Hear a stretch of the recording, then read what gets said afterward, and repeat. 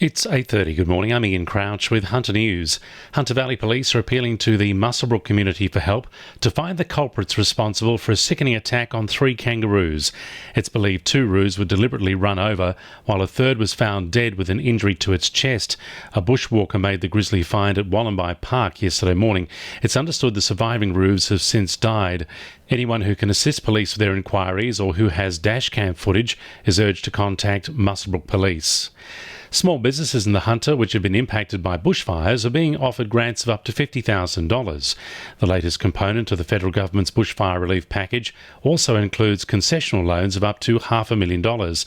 Chamber of Commerce and Industry Chief Executive James Pearson is welcoming the stimulus. Cash needs to flow, and it needs to flow quickly, and as well, concessional loans over the long term. They'll encourage businesses to invest for the future and be part of rebuilding local communities. There are calls for the Premier to abandon plans to privatise the state's largest manager of commercial, native and plantation forests to avoid job losses and timber price increases across the Hunter.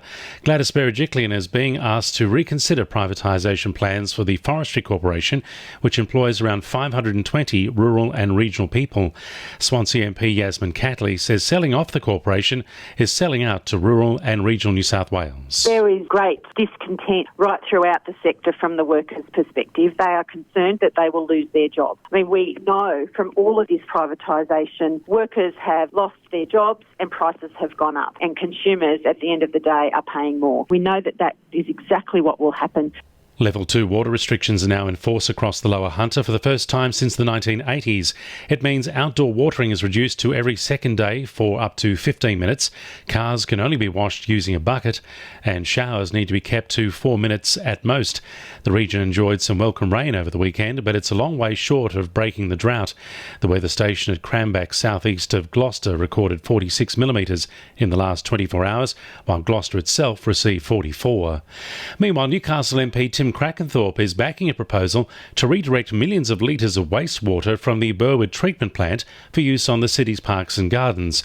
Newcastle Jockey Club and Merriweather Golf Club are in talks with Hunter Water to stop up to 50 megalitres of treated water being discharged into the ocean. While both organisations would benefit directly from the move, Newcastle Council is also supporting the idea to reuse wastewater to conserve potable water supplies and keep local parks and sports fields lush and green. Tim Crackenthorpe is expected to lobby the state government to back the infrastructure costs. The Civic Playhouse has announced it will continue to screen productions from London's National Theatre until Easter. Last year, the Playhouse began screening acclaimed theatre shows and received plenty of positive feedback from locals. Theatre manager Leonie Wallace says the showings are attracting a wide array of patrons. You know, it's a type of environment where you're very comfortable just to come on your own. So we've had groups of people, but we've just had, people coming in on their own with their pillow, with a sandwich, watching, the film. So it's a really relaxed environment, and I think that kind of appeals to a wide audience. 2NURFM Sport. Newcastle Jets interim coach Craig Deans insists morale is high within the team, despite the club's 2-0 loss against Melbourne City. Deans says the effort has been strong and they've dominated the second half over the last 2 matches, but are still struggling to finish in the final third. There's not a player that's out there that at any point in time puts their head down and looks defeated. Their work ethic in training day to day, their application in the games is excellent. It's there for everyone to see, and we've dominated the second half of the last 2 games, and I think if you're a team that's going to give up when you're in a tough situation, we would have done that. Meanwhile, former Welsh international and Vancouver Whitecaps coach Carl Robinson could be the favourite to be offered the Jets coaching job.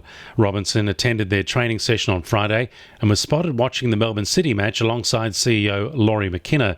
McKenna says the club is still not close to making their decision. And redhead surfer Daniel Collins finished outside his top 10 goal after ending up 11th in the last round of the National Ironman Series at Cronulla yesterday. And the winning numbers in weekend lotto are 35, 10, 34, 3, 24 and 12, and the supplementaries are 40 and 38. 2NURFM News Time, 26 to 9.